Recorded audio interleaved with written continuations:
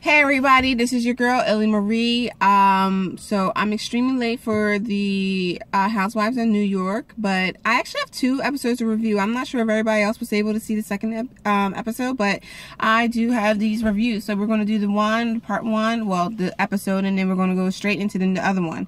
So basically this is until brunch do us part. The ladies are packing for the Hamptons. They're like getting on their way. Tinsley, Dorinda, and Carol in the car in the Land Rover driving up to the Hamptons. Sonia and her crazy self is on the jitney, heading up that way. Looks like, we know Bethany's going to be on her way up there, but she's got a house full of people. Baby girl's going to be there, so no, Carol's not going to stay with her. I still think there's something else that we're missing about this relationship about Carol and Bethany. Ramona drives up to her house. She's trying to decorate for the party. She got the artist doing all this heavy lifting, moving around. Sometimes I think Sonia can be a little bit ridiculous with her requests with these people. Luann, she stays in the Hamptons at this time, so she's already there. Sonia's going to be staying with her and all that other stuff. So basically everybody's back there. They're about to get ready for this birthday dinner for Bethany, which she always has every year. She's at the restaurant. She's 10 minutes late and motherfuckers are still not there. She's like, what the fuck? I'm late on purpose and these motherfuckers are still not here. But Bethany, they're late all the time. Like, I'm gonna need you to get over this. Like, let it go. Be like Elsa and let that shit go. People are gonna be late all the time. So we got everybody there. The big surprise at the dinner was that Luann apologized to Bethany, and basically, you were right about time. Good for you, Luann. I'm actually surprised that you actually admitted that Bethany was right about the whole situation. Good for you, girl. I'm glad you are stepping up. But we'll not talk about that. Luann sometimes is just, okay. So then, we get on to, the question of Tinsley, how she support herself. And it's just like, I just feel like it doesn't matter how this girl takes care of herself. Sonia should just keep her mouth shut. If Scott takes care of her, if he wants to put his money into her and take care of her, let him do what he wants to do. But we already know she's a trust fund baby, so it doesn't really matter how she gets things done. And, but she's also talking about how she wanted, like, if Scott would offer her to move to Chicago, she would do it, but he never did. So they don't know, really don't know why they're not together or what happened. So, okay, I'm still trying to figure that one out. Then it was somewhat quiet and, not too much. So then the next morning we have Tinsley, Carol, Brittany meeting for breakfast.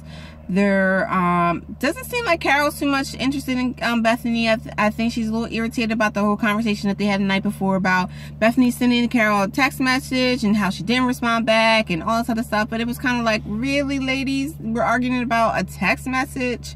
Okay, y'all should both be better than that.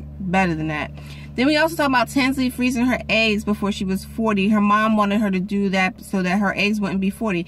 Look, if I had the money, I would freeze my eggs right now. Like, you don't ever know when you're going to get pregnant, if you're going to get pregnant, and how you're going to get pregnant. So you need to have that plan B. But, to freeze your eggs is like $10,000. And last time I checked, a bitch ain't got $10,000 just to freeze her eggs. These $10,000 got to go into things like bills and house, like things, food.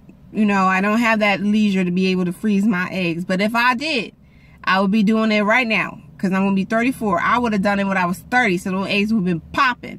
But I'm a little bit more feistier now. So I think this would be a good time for my eggs so that my children can come out just as feisty as me. Alright, so anyway, we move on. We get Sonia coming downstairs in a Kaftan looking crazy like you ain't dressed, honey, to go nowhere, because that Kaftan is not that popping to be going anywhere. Now, if it had a little bit more colors in the design, I can say, yes, you're ready to go out in town. But you're not ready for that. That look like a grandma house guest robe. That's what it looks like.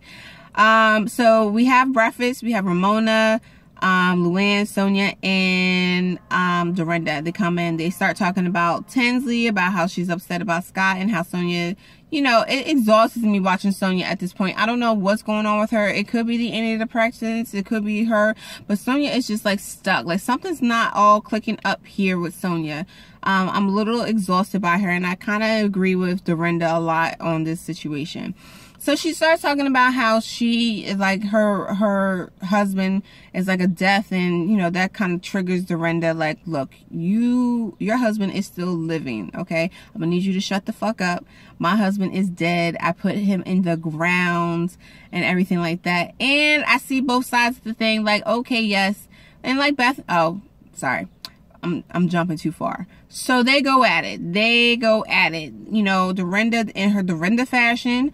What is Dorinda? Because she reminds me of an Italian person, like Italian Spanish person, that when they get mad, it is guns are blazing.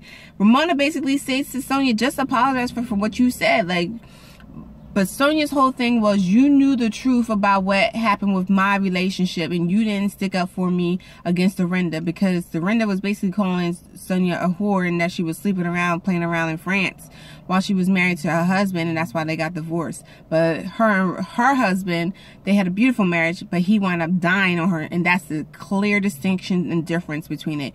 You fucked up, that's why you have a divorce. I lost my husband because he died.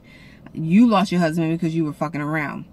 That's basically what that summed up to, that big old grand situation there. So as I put in my notes, that next week was going to be good, and it was good. So we're going to stop this video. Let me know what you thought about this, because it doesn't really matter, because it was all set up for this episode, which is episode 4. It was POS and something else that was the title. I forget what it was, but let's go on. We're going to stop this. If you have any comments about this, then we can talk about it, but let's move on to the next one. All right. We're going to stop, and then we're going to start recording for the next one. All right.